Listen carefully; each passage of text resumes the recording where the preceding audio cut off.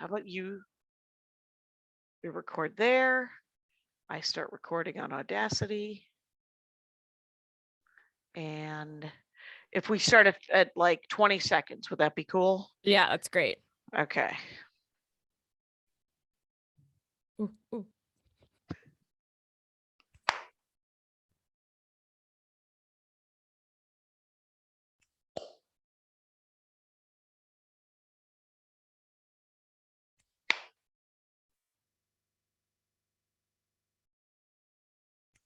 Okay. And then you can leave that in the background because we'll do it again at the end. Cool. I've only done one clap before, but this is now I just might do more. Yeah, the double clap, it makes it easier, I guess, to sync for sure, kind of thing. That's great. And all right, so we start and then we talk and then our lives are complete. I love it. I'm so excited. All right, and come here, Jackie. Make sure you're all lined up here. Okay, so 5, 4, 3. Jackie KASHIAN. Hi, how you doing? I'm in my garage. It's the Dork Forest. I am with actress and delight, Rebecca Lee. Welcome to the program. Thank you so much for having me. What the heck? Let's dork out. What the heck? Let's do it. You are going to be in a play, and let us tell the people of Los Angeles that if they know the Hudson Theater, and they should, it's on Santa Monica. It is. It is called An Intervention. It is by playwright Mike Bartlett. It is at the Hudson Theater, and it will probably be extended through June. So if you're around, go see a thing. Go see the theater. Come to the theater, and you can get tickets. The website is aninterventionla.com. Go grab get your tickies. Get your ticks. And on Instagram, it is at its_Rebecca Lee. Her name's Rebecca Lee. That's me. And Instagram points that out by saying it's _. You'd be surprised how many Rebecca Lees exist in the world. At one point we all had a group message going actually on Instagram, like 15 Rebecca Lees. We're like, hey, my old AOL account. Occasionally the woman who has this, it's my sister set it up for me in 1989. But we have talked. The woman who has my name not misspelled because it's it's like Jackie Sue, but it's with just a K. And Rangers, knock yourself out. You want to AOL me? You do it. It's an attainable goal, my friends.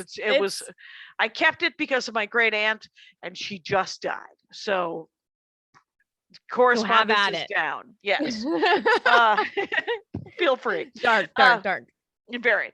But she was 95, so not a career. Oh, wow. Tragically short. Wow. So she's fine.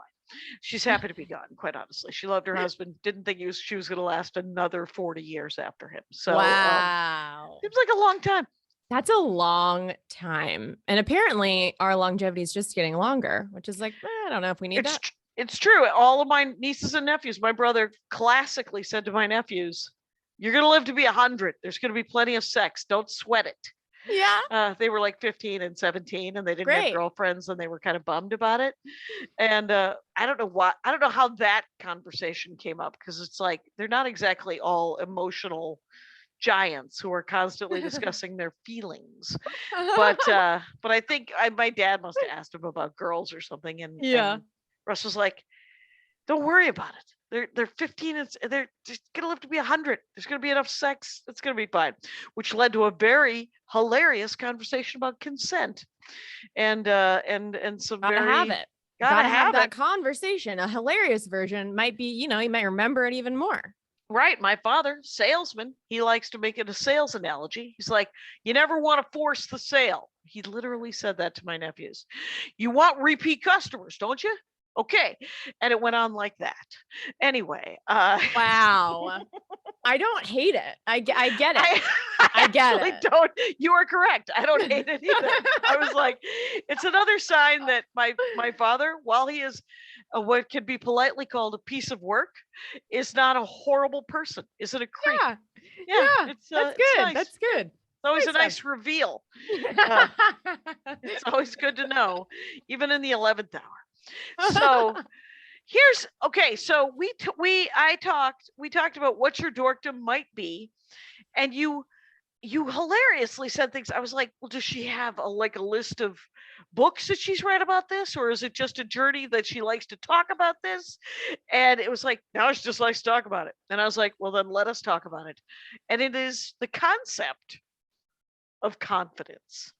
The concept of confidence and just a mental health journey, depression, all the things, growing up with a narcissistic parent and how that has affected my confidence. And yeah, have I read any books? No. What happened was you didn't read, you're not a self-help book person? No, you know what? I think I've read, I know I have read that book Attached that talks about like your attachment styles in relationships. Okay. Have you not heard of this book? Oh, I don't read self-help books. Oh, no. Okay. I have, I have some small religious texts. I have some small amount of religion. We don't need to discuss it. Nobody cares. But we can. It's my favorite. It's my favorite is people who don't discuss their religious affiliations. And then it allows everyone else to have their religious affiliations. That's true. And it's a particularly idealistic American attitude is what I like to say. So you just, did you go to therapy ever? Let me break. Oh yeah. I'm still in it. Oh, there you go. I'm still in it. Mm-hmm. Yeah, I've been going to therapy since 2015 now. And so that's quite a bit of time. But so what happened was right before the pandemic. So this was in like the January, big lockdown, the big January lockies. of 2020. Yeah, I was, I was like, why aren't I confident? I've been going to therapy forever. I don't understand. I feel like I'm on the right, like meds, like mental health meds and all that stuff. Oh, interesting. Okay. So you have like synapse issues that you're like, I would like to be on some calming meds. I have all sorts of mental health stuff. And, I never really stayed on the correct like cocktail of antidepressants, anti-anxieties for me. I always would like do it for a little bit and then be like, nah, I'm fine. I don't need it. But this is by the way, the only medicine that people are like, you know what? I know I don't have a medical degree, but I'm going to adjust my dosage because I feel pretty good about it. You know what? I would like a little drama. And 1000%. Like that's exactly my entire adult life. You just my friend Bamford talks about it, right, Maria? Yeah. She's just like, I think I'm going to slow it down. I think I'm just going to speed it up. I'm going to, I would like to feel sexual again or whatever, right? This type of thing, right? Yes. They all have different side effects and it's not easy to find the one that like fits you, that works for you. And it's definitely not easy to stay on them either. Cause like you said, you're like, no, I feel better now. I'm going to go off this thing and hope for the best. But I was like, why aren't I confident? I'm doing all the things, but I don't feel confident. So I actually started a podcast like right before it's no longer going, but I started it right before, lockdown. Yeah. And what was it called? It was called How the Fuck Did You Get So Confident? And it actually didn't even start as a podcast. It started as me wanting to just take my confident friends to coffee to figure out how they got to be be that way. That sounds like a perfect reason for a podcast. Oh my God. So it was before the lockdown. So I was like, I wasn't even thinking about, podcasts or work or like making money off. Like, how am I going to make money in a year or any of that thing? Cause I didn't know about the lockdown that was going to happen. How many episodes are there? If I'm just to digress. They're probably like 70 ish. Okay.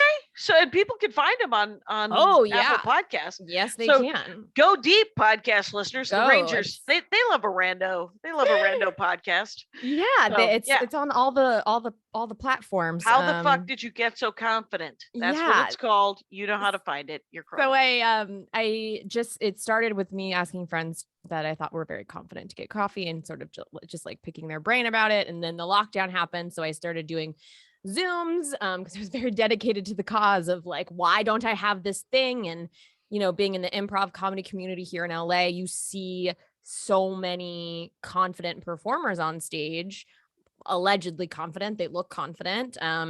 Everybody like, looks why good don't I on the have that? outside. Everyone Yeah. looks good on the outside. You scratch a little bit of the paint. Everyone's made of bees. Yes. Yeah. There's a Yeah. lot of just bzzz, and you're like, oh, you are not as. So this is awesome. Yeah. What did you learn? So I learned an incredible amount. I think I'm going to make like a PDF, like little, I need to do this because I took notes. A spreadsheet. No, I would. So basically the coffee talk stopped. They turned to a Zoom platform. And then I was like, why aren't I sharing this? This seems like information that other people would benefit from, and I should share it.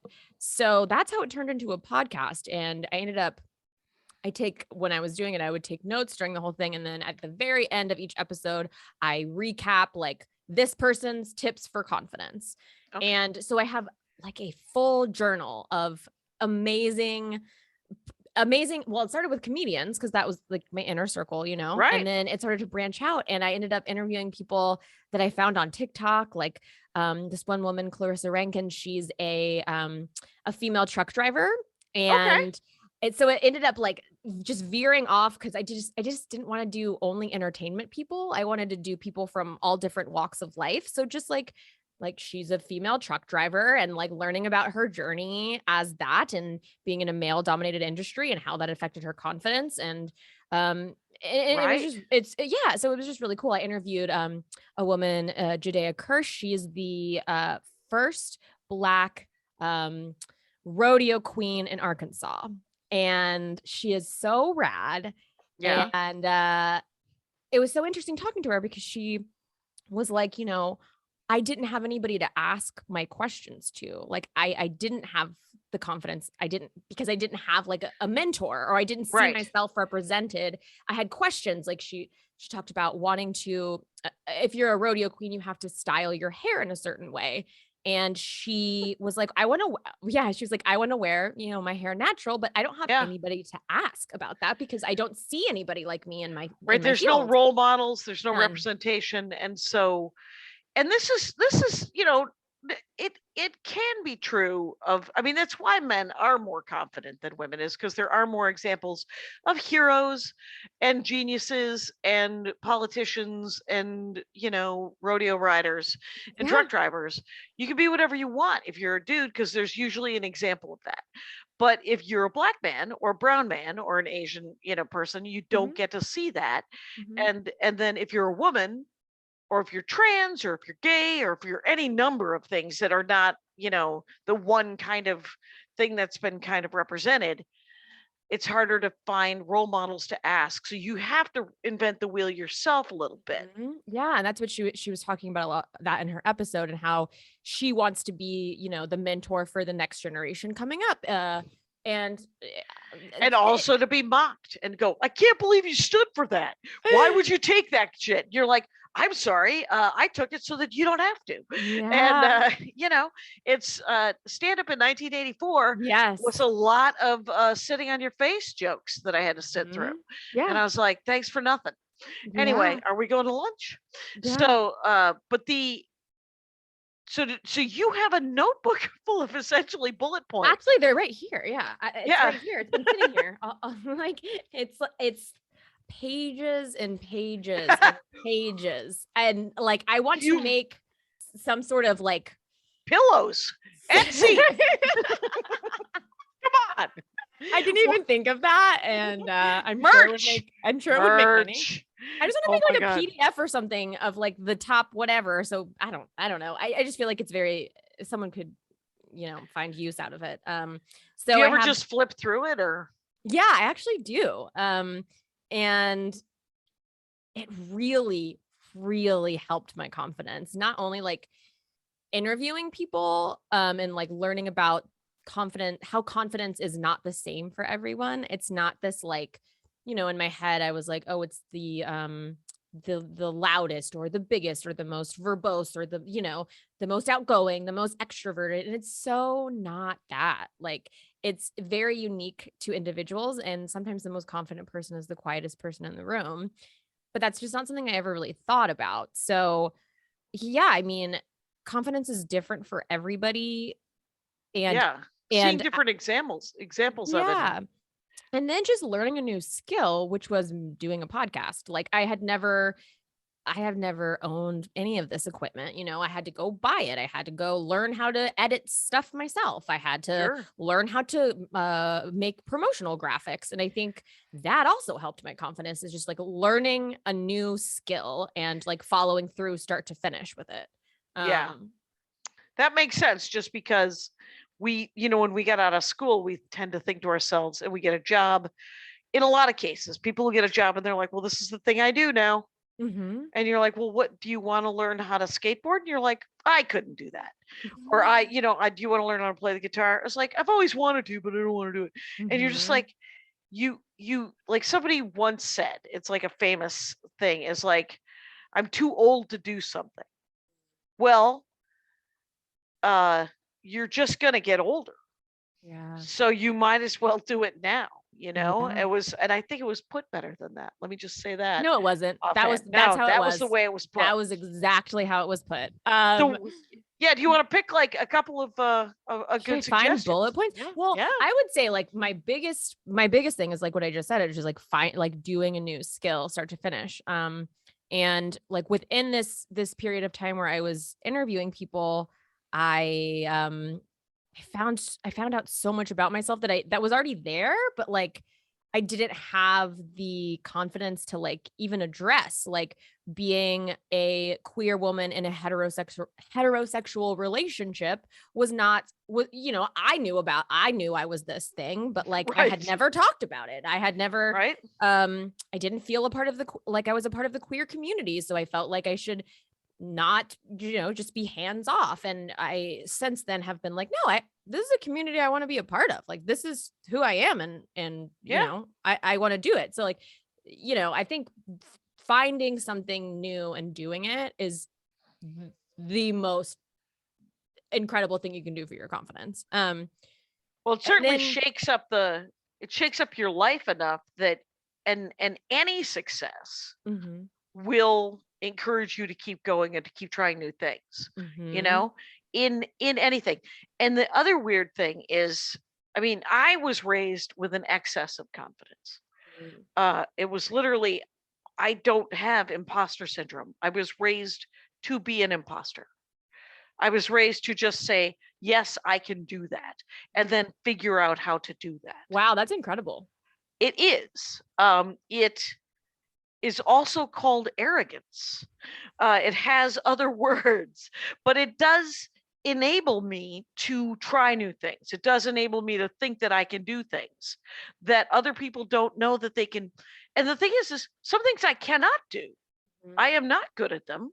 This is not a quality that I will even ever get good enough for anyone to give a damn about.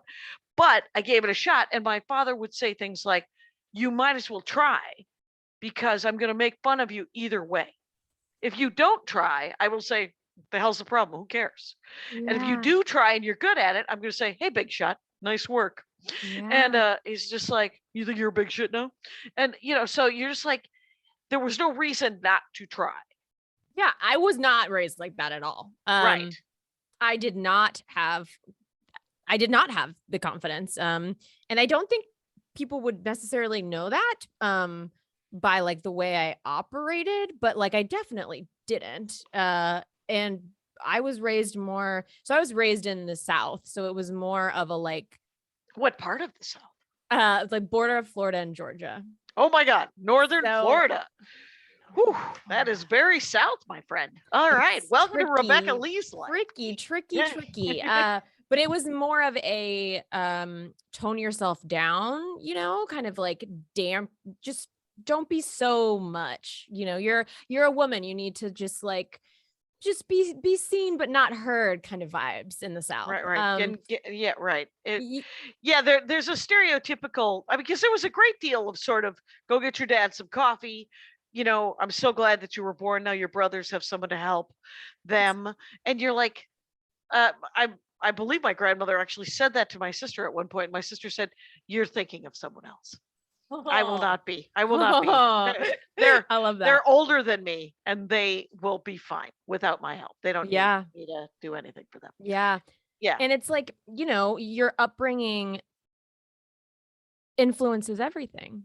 And like, it's I guess fortunate and unfortunate, but it's like, that's why I love therapy so much, is because when else am I going to talk about how I grew up? Like, that's just not something we talk about. We don't like do a deep dive into like why we feel the way we do and how that's based on our childhood traumas and all that stuff. I think adult children of alcoholics do that. Actually, those meetings I think are full of 3-minute shares of, this was crazy, right? And everyone going, yes, that's nuts. We all did that. And I'm so glad you're here. Yeah. And I'm a 12-stepper too. So like, I have, experience in program and all the things. I try to do all the things to like keep my mental stable, because if I don't, we're a roller coaster, baby. We're up and down all over the place. There are tools that are out there, and there's quite honestly a 12-step program for anything. There really is. You got some sex issues, they got one. You got some money issues, they got that one. You got food issues, there's 3 of them.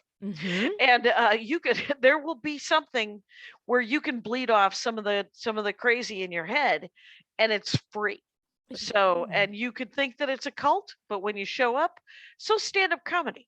Yeah. And what's as Tina Fey once said about improv, what's your cult done for you? I'll tell you what mine's done for me. It's given me friends. It's given me self-confidence. It's given me a reason to live. So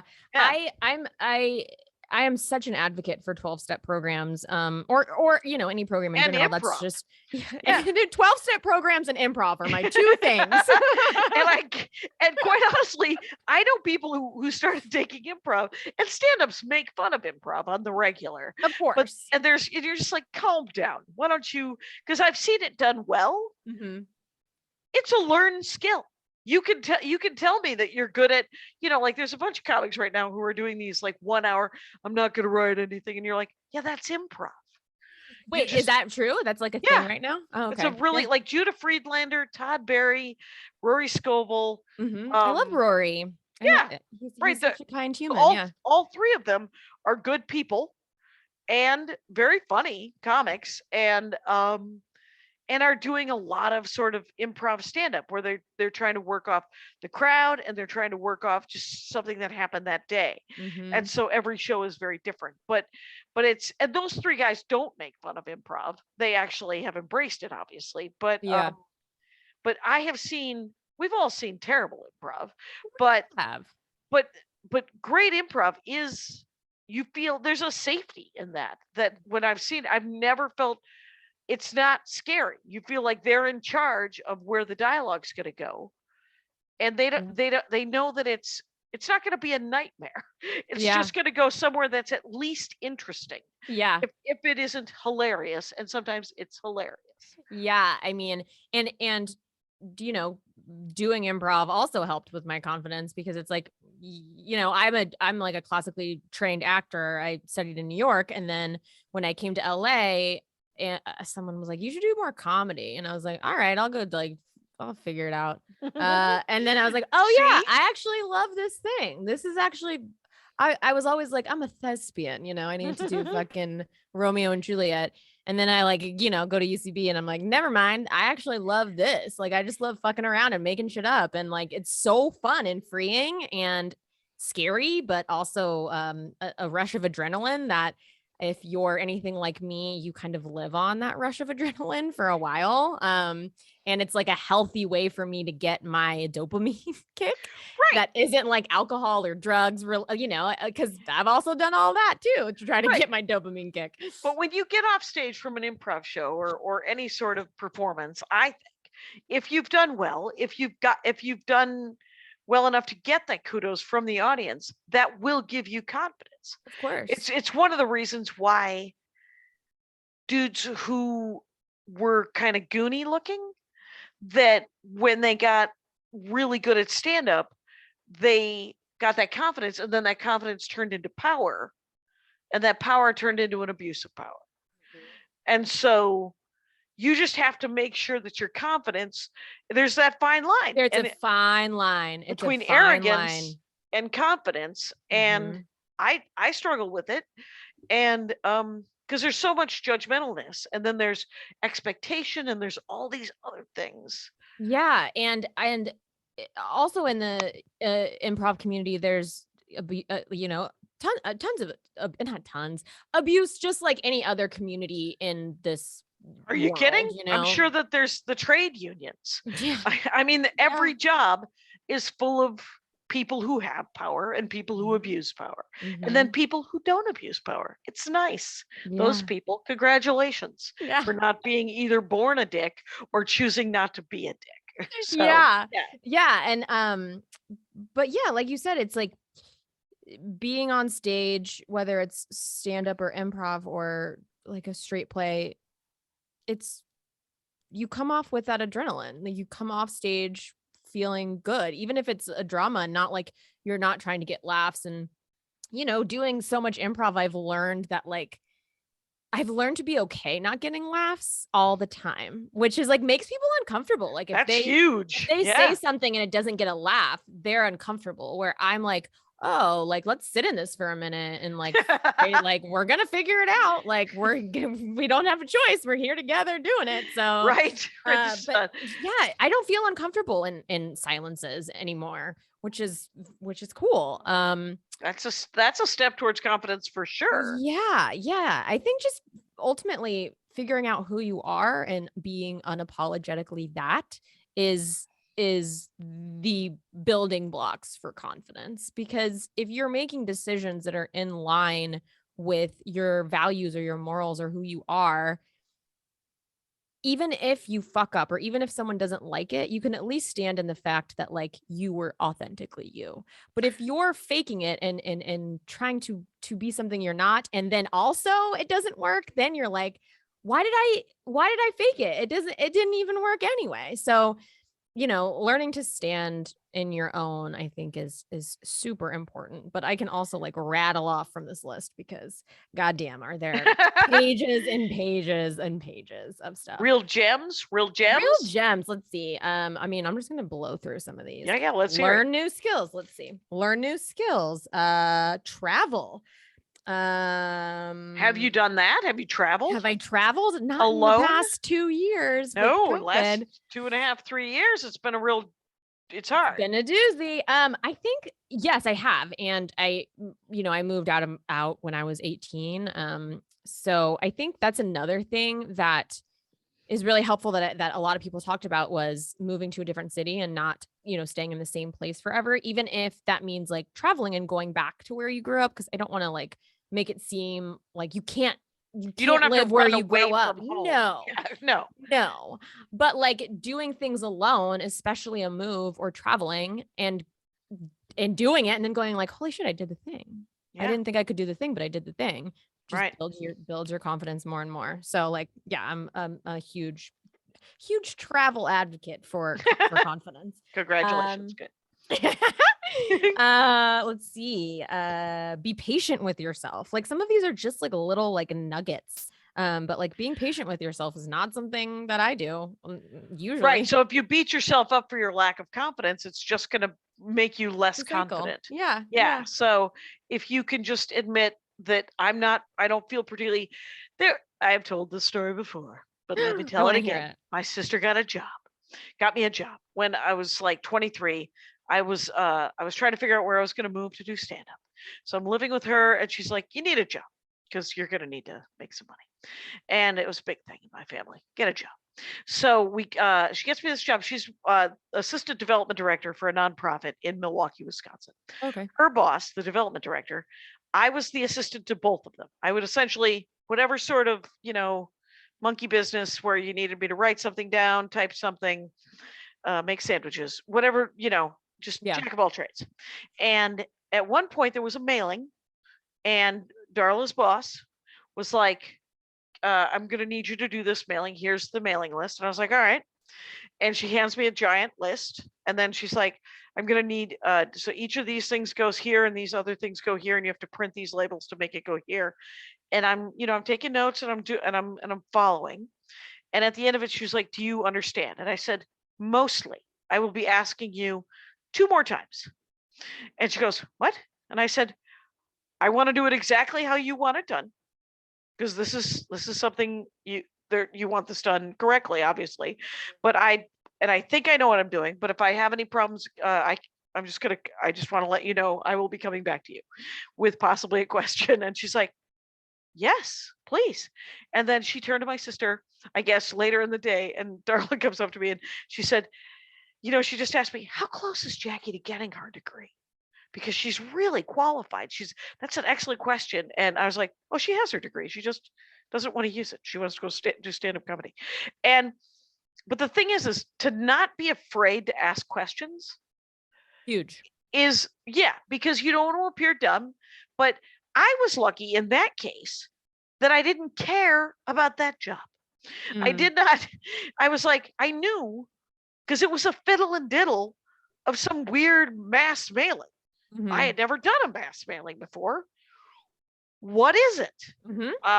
I can stuff envelopes. My sister's been having me do that, volunteered me to do that since I was 16. Thanks for nothing. And did John Anderson win in 1980? He didn't. Anyway, so there's just this whole thing where that is one of my things is I'm like, if I don't know what I'm doing, if I pretend to know what I'm doing, I'm probably going to do it wrong. And then they're going to be mad. And it's not going to be done correctly. I'm going to have to do it again. And especially with a job where you're like, I'm not getting a lot of my self-esteem from the mail stuffing business. Right. Why don't I do it exactly like when I was helping in the kitchen, working as sort of a fry cook, right? Yeah. And they'd be like, you have to chop things, and I was like, okay, well, I'm going to chop them exactly how you want me to chop them, because I don't give a shit. You care how they're chopped. I do not. That's not the hill I'm dying on. Yeah. I don't know I've yet to meet the hill. Yeah. And my ego is like, no, I told you I would do this thing, but I have to do it my way. That's absolutely it. If you can, that's not where my ego gets me in trouble. Other places is where it gets me in trouble. But if you can try to get your ego out of the way, especially if you're working for somebody, right? I was talking to a friend of mine and I was like, oh, my boss today is such a pain in the ass. And one of my friends said, did she ask you to do anything that was illegal? Did she ask you to do things that are officially kind of part of your job? And I was like, yes. And she was like, does she sign the check at the end of the two? Yes. She was like, suck it up. Yeah. Just do the job or quit that job. Get a different job. Yeah. Yeah. I mean, absolutely. I could not agree more with that. I'm a big question asker. I'm not afraid to ask questions though. I'm not afraid to look stupid. And I quite often do. And I'm fine with that. What was I going to say? What are you afraid of? Like for me, it's ego, right? Abandonment. Okay. I'm a fear of abandonment girl. So how does that manifest where you because you're like, I'm willing to look stupid as long as you don't leave me. Yeah, pretty much. I mean, pretty much. If you're like, do you need me to look stupid so you stay? I can totally do that too. That sounds like a terrible line. It's not good. It's not good. But I would say my biggest fear is fear of abandonment. Because I didn't grow up with, I didn't really grow up with a father figure, and I always wanted that. So it's like, yeah, of course, no shit, like Rebecca, of course you're going to have fear of abandonment. And of course it's going to manifest with men around you and dudes. Yeah. Dudes, hate them. No, sorry, that came out very aggressive. That my hate them just phrase of the word hate was a little loud, but that it was actually casually put. It was casually put. It was, but I but didn't the word expect hate that to does happen. feel a little. It's a little too much. It's a little too much. You like Rory Scovel? I do. Nice and I'm married. I like my husband. The good ones, you guys. The good ones. But it's like it's interesting being as you know, a woman in comedy. It's not easy, and it's a lot of times I feel like I have to look a certain way for people to think that I'm funny. I have to be, at least in the improv world, it's like you got to be quirky, overall wearing, Interesting. Big hat. woman, Uh, huge hat. Uh, and I'm not that. Like, I like going to like metal concerts and like, I have tattoos. right. I'm not that prototype. So you have a perception of, because we all do, like what society has Yeah. sort of hinted. And when I say hinted, I mean indoctrinated. Told you what you should do. Yes. I'm so sorry that you're not the perfect thing that, and you're like, and you buy it, and we as children buy it hook, line, and sinker with a bill of goods, and you're just like, well, if I'm not all of these things, then I'm none of these things. Yeah. And nobody wants anything that I'm doing or whatever. Yes. And yeah, to kind of educate yourself that, and just sort of, and that is a thing where you sort of realize it's the whole becoming an adult kind of thing, where you're like, I take responsibility for my actions. I'm supposed to be the grown up in this situation. It, as I get older, I notice that it has been it takes real time, I mean, and because we're living longer, it takes longer to get to that point of, like, I feel, and I've told this story probably 4 times in the last month. Sorry, Rangers. But I felt like I really became an adult when I was about 35. Yeah. And I realized adult what it meant, which was that children got to be children. Because I was doing childcare. That was one of my day jobs when I first moved here. Yeah. And I didn't get to, it was me and a 9-year-old. Turns out the 9-year-old gets to be the child. Yeah. And I have to be the adult. And I have to learn patience and tolerance and kindness so that I can be the best adult that child might need. And then once you agree to that, you're like, I probably have to be the adult when I'm talking to other adults. Yeah. They're not being good adults, right? Yeah. So, yeah. Yeah. And like, if you didn't grow up with that in your life, or like a role model to, model your behavior after, then it's like a new concept for you. At least that's how I felt. Yeah. And it's like it's a big learning curve. And then you add, brain chemistry to it on top of that. And it's hard to get it all sorted. And that's why like individual therapy is great. Programs is great. It's all I'm that so relearning. It's all that you have relearning. Yeah. completely relearning. And then it's also like a perspective change is something that like came up a lot in my podcast, was like reframing thoughts and like changing your perspective on them. So like, for example, instead of like, I have to do something, reframing it as like, I want to do something. Or if you can't, like, for me, it was like, I really enjoy connecting with another person. Like, I think that's one of the reasons that I'm like on this planet, is to connect with people on a one-on-one basis. And when COVID happened, it's like, well, you don't have that anymore. So then reframing it to like, what do I get to do when I'm not connecting with somebody? And it was like, oh, I started painting and doing art, and now I have an Etsy fucking art account called Fatherless Behavior, where I like use fatherless behavior. You guys get out there, Etsy. I use like a lot of found materials and attempt to not to use waste as art. And so I've been using like a lot of expired vitamins and pills and making like fucking ashtrays or making wall hangings. Wow. Yeah. Awesome. And like, I'll be like, friends, clear your junk drawers and bring me your old batteries so I can make art out of them. But it's like, I got to do all of that because I wasn't able to connect with another person. I got to, I was able to have this alone time with myself and find a new hobby that eventually turned into a money-making thing. And it's like, so it's like reframing that, instead of like, oh, I can't connect with people. It's like, well, what do you get to do when you're not connecting with people? Right. And learning, I will say that confidence, there's, and it's not easy to learn, but it's something, because I'm continuing to learn it, is to sort of to learn to stand in the moment and to sort of figure out that you're like, well, this is what this moment is, and it's boring. Or this is what this moment is, and it's stressful. This is what this moment is, and it's joyful. And it would be great to be able to be in each of those moments and know that it is just a moment, you know? Just a moment. Like it's everything will like everything will pass. Like this too shall pass. The good stuff, it's gonna pass. The bad stuff, it's gonna pass. Like it's all just fleeting. So Yeah. like being in So don't it. kill yourself, assholes. Yeah, please don't. Because right, there's absolutely, I promise you, things will Yes. be different 20 minutes from now or Yeah. 24 hours from now. And that's You know? hard, you know, especially I have struggled with mental health like my entire adult life. And in those moments where we're having cyclical thinking or, you know, we're stuck in a thought pattern, we don't think, at least me, I can only speak for myself, you don't know you're going to come out of it. You're just like, I cannot pull myself out of this cycle right now. It feels overwhelming. Yeah.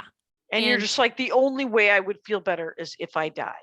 And you're like, do not, because I have probably 3 or 4 times, and I am blessedly do not suffer from any sort of chemical need for antidepressants so far. But probably every 15 to 25 years, I don't know, I would say once in college, once when I was in my early 30s, and once probably in the last 3 years, I've wanted to kill myself. And it isn't the only thing that stops me is, well, there's several things that stop me, including Maria Bamford's for spite. But there's that I know that it will pass. That I know that it's not going, if I think it through, somebody's got to find my body.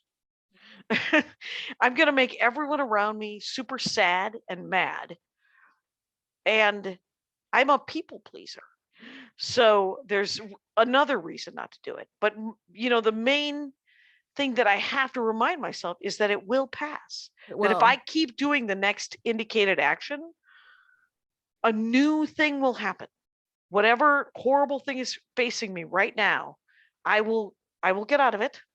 And there will be something else that is less horrible, or something that is joyful, or, you know, something that is boring. Yeah. And for me, it was like, it wasn't like a suicidal thing. It was more like, I need to get out of this current mindset. So how do I do that? I have to drink in excess. Like I gotta drink. I gotta do drugs or self-harm, which, you know, all these things are a version of self-harm, but direct. Yes, but direct, but that direct self-harm, baby. Yikes. Fair enough. Dark. Fair enough. And it's learning how to sit with the cycling thoughts, sitting with them and going, I know that this is going to pass because I have so many data points from previous moments where it did pass. Like, let me think about those data points, which is like a very strange way to phrase it. But it's like, when I'm feeling like that, I'm like, oh yeah, I've already done this. This has already happened. And I got through it. Right. So like what I can do it again. But it, you know, I mean, like 2 weeks ago, I was balled up with my dog in a weighted blanket, having a panic attack and being like, I'm not going to get through this moment. I can't get through this moment. Yeah. But you just have to sit with it, and it sucks and it's uncomfortable. It doesn't feel good, but like you will overcome it. And I think, you know, as creative people or as artists, it seems a lot more prevalent in the artistic and creative community.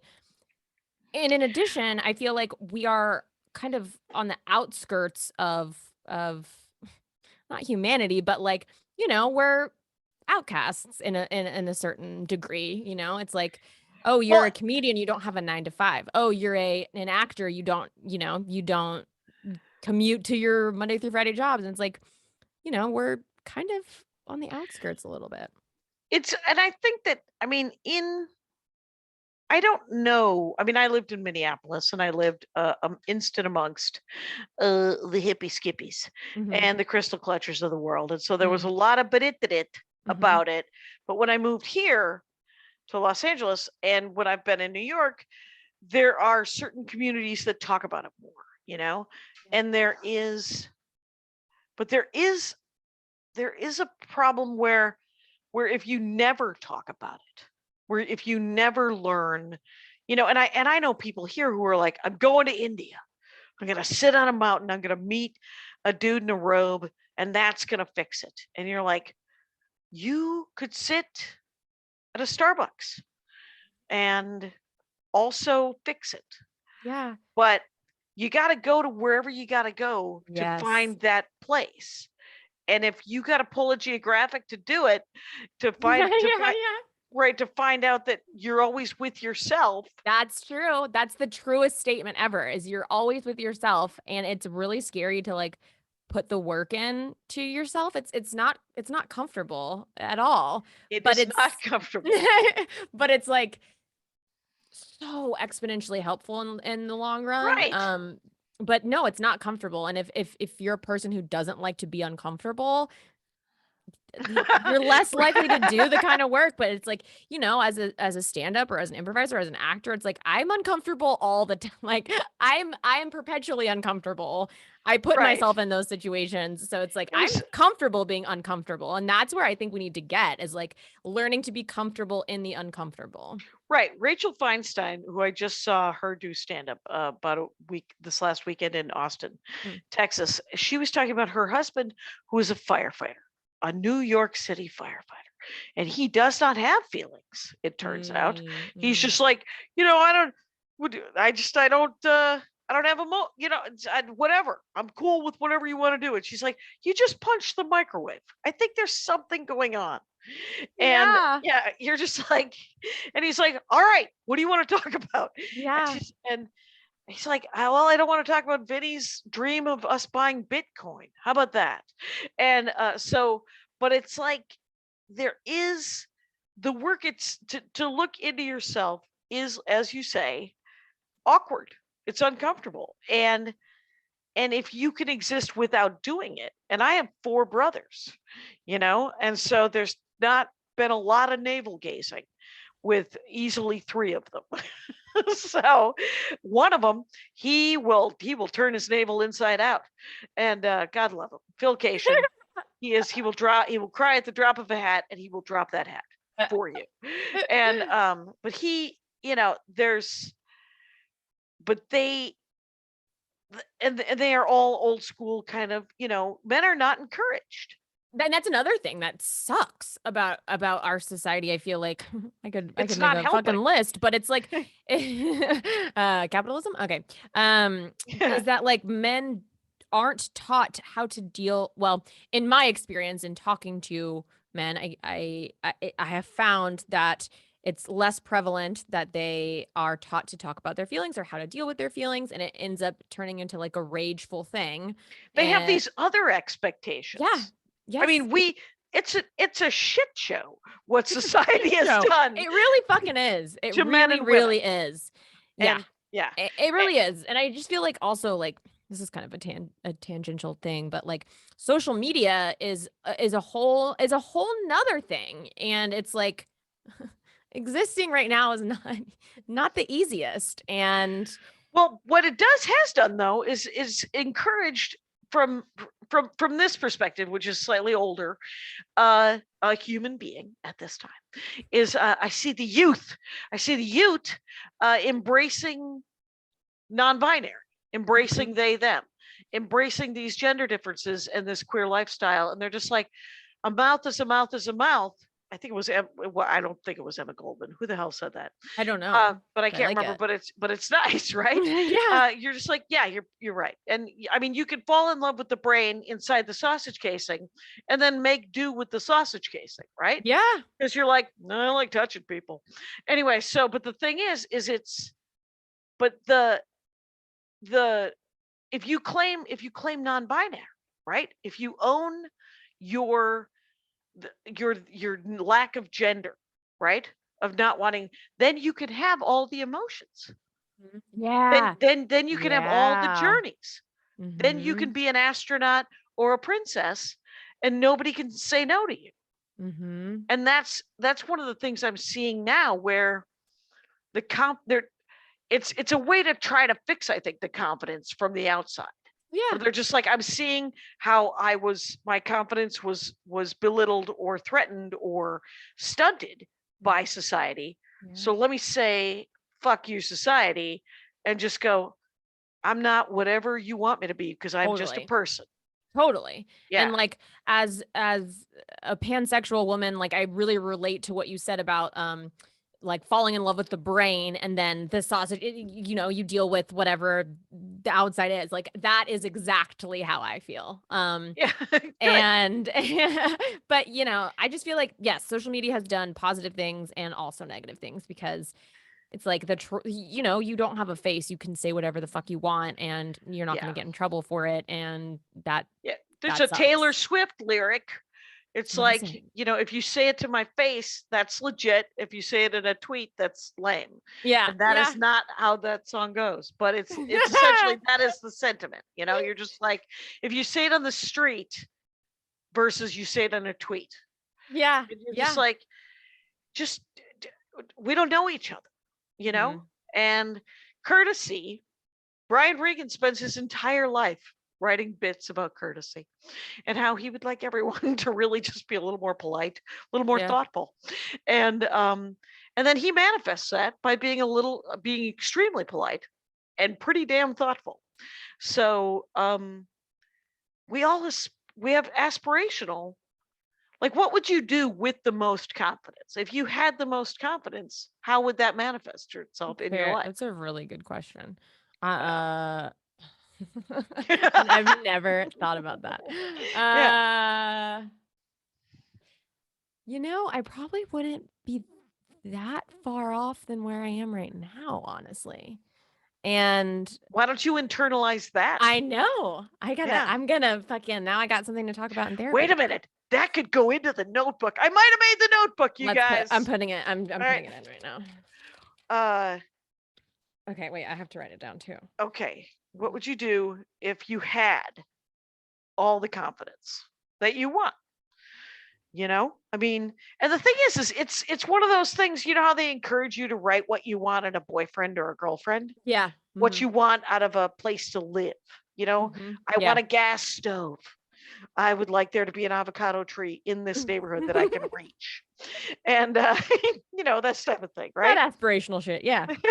Right. You make a list of what you would enjoy. You know, I would like with when I started going online for dating, I was like, I would like, you know, someone who is kind, someone who's smart, someone who's funny. And I am willing to allow someone to be kind to me. Was a huge thing for me because there was so much riffing, so much uterus busting, you know, so much ball busting that I was like, no, I'm supposed to like those guys. Those guys are funny. You're like, well, they're funny for 20 minutes. You don't want to live with that guy. Totally. That guy's a mess. Yeah. Yeah.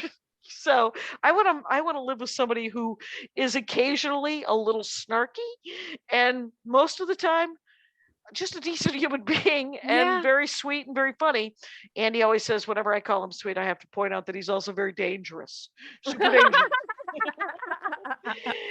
Sure, I say. You're very dangerous. Anyway. Very dangerous. Yeah, if I had all the confidence in the world, it just wouldn't be that much different than I am now, which is like, oh, fucking that's pretty cool. I've never even thought about that before, but like that's rad. Like I would be doing the same things that I am doing now. Which is it's pretty cool. Right. And then cool. But then something else comes in. You're like, "Oh, neat. I would be doing what I'm doing now, so I must have confidence." And then another part of your brain comes forward and go, "Well, then why am I not famous or rich?" Yeah. Yeah. And you're like, why don't you fuck off? Yeah. Because the thing is there is peace and serenity in doing the work. Yeah. In being sort of doing the thing you want to do, which is if it's an Etsy, you know, if it's art for Etsy, if it's art for art's sake, if it's acting, like you're an actor. You're in a play. By the way, I am talking with Rebecca Lee, you guys. And it's _Rebecca Lee on the Instagram. And there is a play called An Intervention by Mike Bartlett that will be at the Hudson Theater. So you should all look into that in Los Angeles. But the thing is And look how smooth the transition. So, Beautiful. but if all of that is enough, right? Then you could die at any time, right? What I have to, and I remind myself of this, and practice has made perfect, right? Or practice has made this easier for me to remember on a regular basis, which is I get to do stand-up comedy almost any day I want. People like my stand-up comedy. My peers, for the most part, respect me. I am loathed and disliked by very few people. And those people, they're like burns. It burns when I think of those people. So I try not to, because I can't fix it. It doesn't, right. You have no control over anyone but yourself. And Right. like also control is, you really don't have control over anything, honestly. It's like, It's an like you said, illusion. it's an illusion. It's a complete fucking illusion. You can die at any time. And it's like, what are you going to do with the time you have here? I heard a phrase that was, nothing matters, so anything can. And it stuck with me because it's like, ultimately nothing matters. We're on a fucking floating piece of dust in an infinite universe. No one's going to remember you anyway. Like, right. Truly, no one's going to remember. You get 100 years, probably. You get 100 years. Yeah. You're not going to be remembered. Even the most famous person now is not going to be remembered ultimately. So now that you know that, what are you going to do with the time that you have here? It's kind of freeing to think of it like that. It's like, you did, in like a very, fatalistic way. It's like, you don't matter, so what are you going to do with the time you have? You're here, so like fucking you might as well do the things that you want to do and that make you happy, and fuck the people who don't like it. Fuck the people who don't like it, and you might as well try to help the person in front of you. Totally. Because that's going to make more of a difference than if you invent, a couch that is a circle, right? Or whatever, whatever. You're just like, I think that you're just like, I could write the perfect joke and it might be, it might help people by making them laugh or be happy for a second. Right. And I think that that's valid and it's real. But if someone has fallen down in front of me and I'm on my way to the show, I should probably stop and help them just stand up, as a very sort of basic kind of example, where I have had to make this decision in the last 10 years that I don't have the personality to run for office and I don't have the energy to do it. Right. And so I don't know that I can affect things globally, but I can definitely try to help the person in front of me, if only by not being rude in a retail situation. Totally. If only, and if there's a drunk dude in front of the 7-Eleven and I have an extra buck, I can give him a buck and just say, hey man, and I can look him in the eye and I can say, take care of yourself, and it may get him drunker. It may kill him the buck, or you may buy a sandwich with it. Once I've given him the dollar is no longer mine. It is now his. He gets to do whatever he wants with it. So, but making eye contact with someone that I've given change to on the street, right? It doesn't get them off the street, but it treats them like a human. And it's a tiny thing that I'm actually more interested in right now than thinking about how I would like to, find Putin and punch him in the nose, right? Yeah. It seems unlikely that I would get there. I could take a plane to Russia. I probably wouldn't get to meet him. He's probably got people. Not. Probably got people. He's probably got those people. Absolutely. And it's another thing that's like, I think Brene Brown said something about this being like, it doesn't, if you're not in the ring, then like, I don't care about your opinion. Like if you're not putting forth the vulnerability that I am in whatever, telling a joke, doing stand-up, improv, whatever the thing is, if you're not going to do it, then like, I don't care about your opinion because you won't do the thing that I'm doing. Like you don't have the courage to do the thing. So why the fuck do I care about what you think about it? Right. You have the courage to comment about it, but you don't have the courage to do it. So then I don't fucking care what you think. Yeah. If it's hard, dealing with, I think what you're what I get out of what you just said was that don't read the comments on the YouTube. Don't. I did it one time and it was a huge fucking mistake. I will my sister or Andy will sometimes read the comments for me, and they'll be like 93% all positive. And I was like, I'll just take that. That seems fair enough. And then I did it one time and I was like, never. And I was like, are there any negative comments that seem to make sense? And they're like, they are not. There are things that you cannot or will not do about yourself. Yeah. It turns out you're 100 years old and you're slightly overweight. And I'm like, oh, thanks. Yeah, I don't need to read that. Yeah. And, I'm like, you think and then they compare you to people that are whenever I get a message like that, sometimes on TikTok or Instagram, I'll get like did Sally Jesse Raphael start doing stand-up? And I'm like, delete. I don't even know who she is, but I know that is not a flattering comparison. So I don't need to I think I know who that is, and I like that person. Okay. Well, and it might, the thing is they might compare me to the funniest human being on the planet, but I'm just like, I don't necessarily, you don't need to, it's just like it's Roseanne or Rosie O'Donnell, or I'm like, I don't need to be compared even to Lily Tomlin. I don't need to be compared to someone I don't look like at all. We don't need to do comparing anyway. Like we don't need to do it. It doesn't need to be a thing that we do.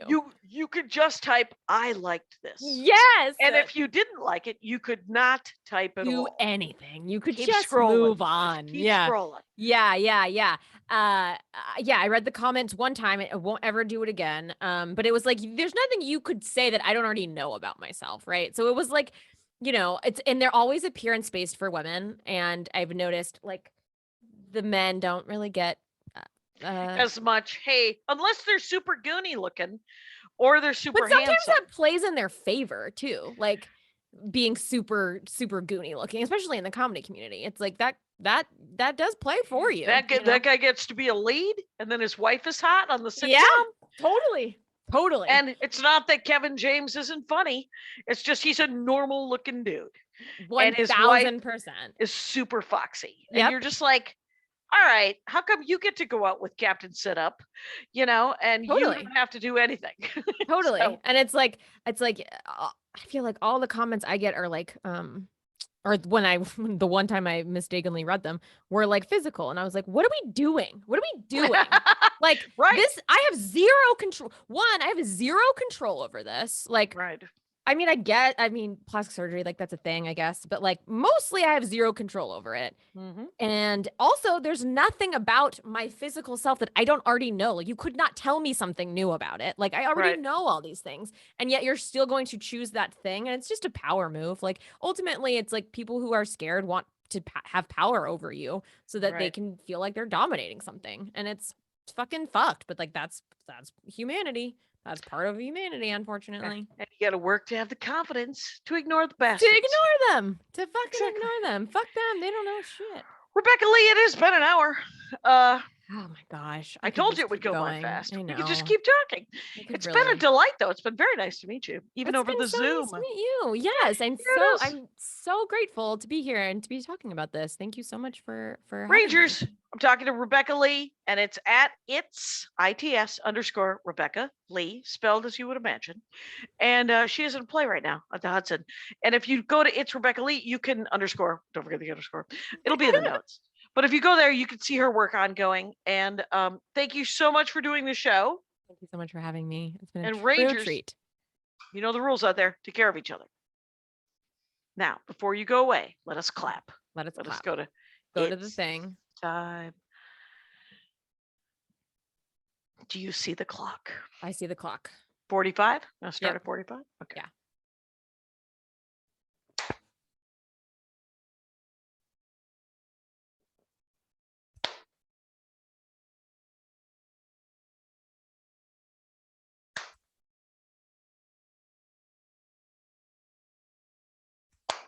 That seems plenty. I'm going to stop